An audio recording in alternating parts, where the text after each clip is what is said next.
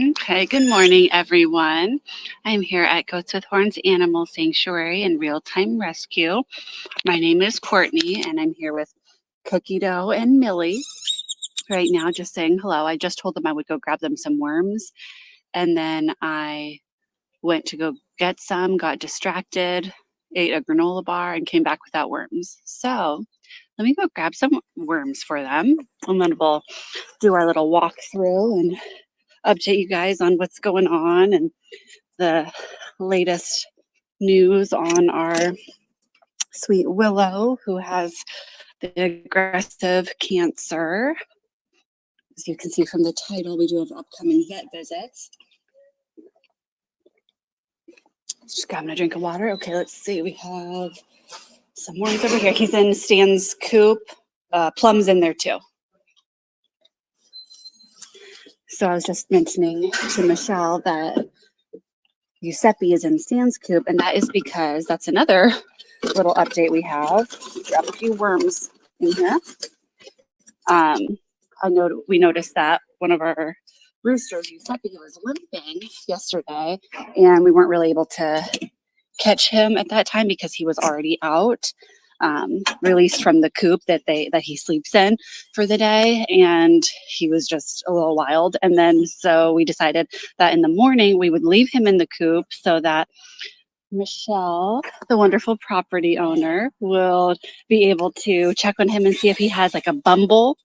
I think you might have seen a live stream on that before, but it's like a staph infection kind of that some of the birds can get. Here, Zoe, worms for my friends. Anyway, yeah, so she's going to check him out. And then this morning I totally forgot and I let him out, and then I see him walking and limping around, and I was like, oh, dang it, I was supposed to leave him in because of that limp. So then luckily Jake and Courtney were able to get him. We kind of like corralled him and got him in there. So we'll see if Michelle can get him real quick. Oh, well, maybe not. We'll see if we can get him back. Let's see. Maybe we just did it with a broom. Yeah, like a broom in a week. We just kind of, okay, let's see if we can get him back in here real quick. Like I was saying, we also have some big vet appointments coming up. Willow, who has the skin cancer, she was supposed to have it frozen off on Friday, but our wonderful vet was not able to get a hold of the liquid nitrogen. Oh, if you want me to take one too. The liquid nitrogen and able to freeze the tumor or the growth off. And so, well, let's see, this is real life right now, trying to chase a rooster and kind of use a broom to kind of block him. Let's see. Yeah, as I was saying, she was unable to get a hold of the liquid nitrogen, so we were not able to have her come out and freeze it off, but she has secured some, so she's going to be able to do that on Wednesday. She's going to come Wednesday, and that way, depending on what she finds when she goes to freeze it off, she can determine, how much longer basically Willow has to live, or if there is any good treatment for her. So we're going to take a break from chasing Giuseppe for a minute so he doesn't get too stressed out, and then we'll come back and try to corral him again in a little bit. But yeah, so that's what's going on with Willow. The tumor is very close to her anus, to be frank, and so we won't really know until the vet is actually working on it if if the cancer's inside of her as well. If it's just on the outside, then she could be able to, like I said, freeze it off. And at that point, do you want some worms too? At that point, it would just determine how fast it grows back and if she starts to get any complications from that. But we won't know until it actually happens. Hey, girl. And then at the same time, when she comes, Chico, who is right here with the red collar on, he has had a fatty tumor ever since he came here. It's been checked out a couple times. Hi, Chicolette. That's his daughter. And it was just, one of those things that, some goats and other animals, like I remember having a dog growing up that would have a fatty tumor. You can kind of see the little lump on his side there. Hi, buddy. However, it has started to grow. And so we're going to have the vet check that out just to see if there's anything going on. So we have those two big vet appointments coming up this week. They're both going to have to be kind of sedated for that. So it's going to be, very expensive and intensive, but we trust and love our vet. So hopefully she's able to do everything that she can for Willow and for Chico. So let's walk around, say hi really quick, and then I'll jump off now that I've kind of given you guys a little update. We do have bingo coming up next Saturday.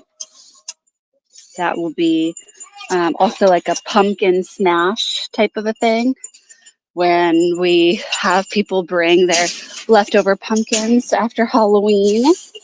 Albert's getting every crumb.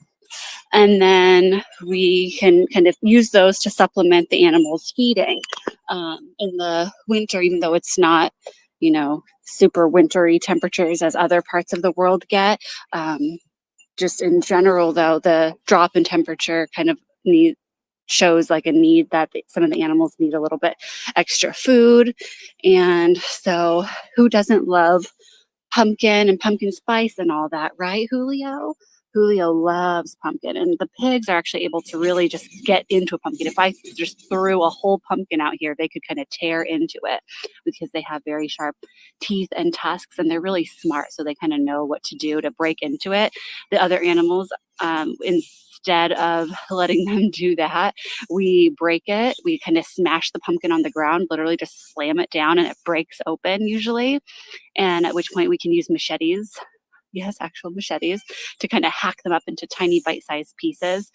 We used to just kind of throw them out here and just throw some big chunks, but we actually had a couple of choking incidences. Luckily, the animals survived, and each case, there was somebody there, but it was very scary, as you could imagine. And even Norma Jean, our big cow here, actually would have died if Nicholas had not been there. He had to kind of use like a crowbar almost to kind of open her mouth as gently as possible and like reach in and pull out this hard chunk of the squash. So very scary. And now we don't give chunks that are too big to swallow like that. Like we might put like a few like really super big chunks that we know that it's impossible for a goat or a cow to try to swallow. That way they're kind of forced to take bites. But if we leave the chunks a certain size, it's just too much of a choking hazard. So look how cute Julio is, just snoozing in the sun over here right by the mural. He is just too cute. Let's see, is there anything else we need to update you guys on? Another thing, when the vet comes on Wednesday, we're gonna have her take a look. I don't know if I'll be able to see from here. Hi, Norma, baby. No, I don't think I will. So Norma Jean has something going on with her udders. She, like I mentioned in some past live streams, she had one of her udders, or one of like the teats on there, really swollen, and got a little tiny bit of milk in there. That happens from hormones sometimes. I don't know if you could, like I said, kind of see like under her belly. It's up there. Might be kind of blurry. One of her, like I said, the teats on her udders was enlarged, and we were a little worried, but we were kind of monitoring it. It hadn't gotten hard or changed colors or anything, so there's no infection, just hormonal fluctuations. And yesterday I went to just check on it, just to peek and touch it, make sure it's not getting hard or hot, because that could signify that an infection is starting. I noticed that two of her other teats had like little tiny, it almost looked like bug bites or something, like these little red kind of tiny little blood drops, not full drops, but like little tiny scabs, and there were flies all over them. So we're like, what in the world is going on? They were even a little bit discolored, like very dark in color, compared to the other ones, a healthy one, which would be kind of like that pale pink color. And so we did apply. Katie assisted me to distracting her with brushing her so that I could apply wound coat on there. It's like an antiseptic. Um, and now we're going to, like I said, have the vet kind of take a look and see if, what's going on with that, and if there's a better ointment we can use or what. So yeah, we got a lot going on this week. Lots going on. Luckily though, we have good weather, and for the most part everybody else is doing healthy, other than, like I mentioned, the few situations we have going on. That's just how it goes sometimes. Hopefully bingo is a oh, I feel somebody coming up. Esperanza. Hopefully, bingo's a success and we're able to fundraise a good amount towards those vet bills.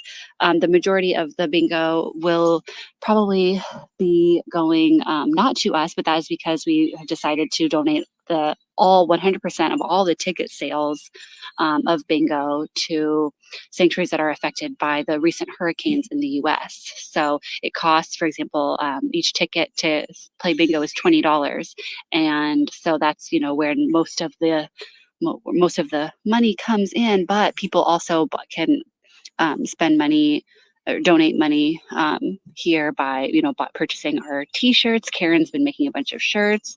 Our other live streamer, Karen, she's amazing. We also have, raffle items, and people can, usually some people just will generously even just give, put a few dollars in a donation cup. So we will be keeping those part of the proceeds for our nonprofit and our vet bills and our feed and all that stuff. But all of the ticket sales are being donated, so we're excited about that. So yeah, if you wanted to support us or follow us even more, you can check out some of the links in the description box below. We've got the Morse code bracelets and Patreon, our Facebook, Instagram, all kinds of stuff. So I wanted to thank you guys for tuning in, and maybe depending on how busy and what's going on Tuesday and Thursday when Karen is here, she might be able to give you some sort of an update. For now, keep sending all those positive vibes to Willow and Norma and Chico. And I guess Zeus can have some too. Huh. Okay, thanks so much. We'll see you later. Bye.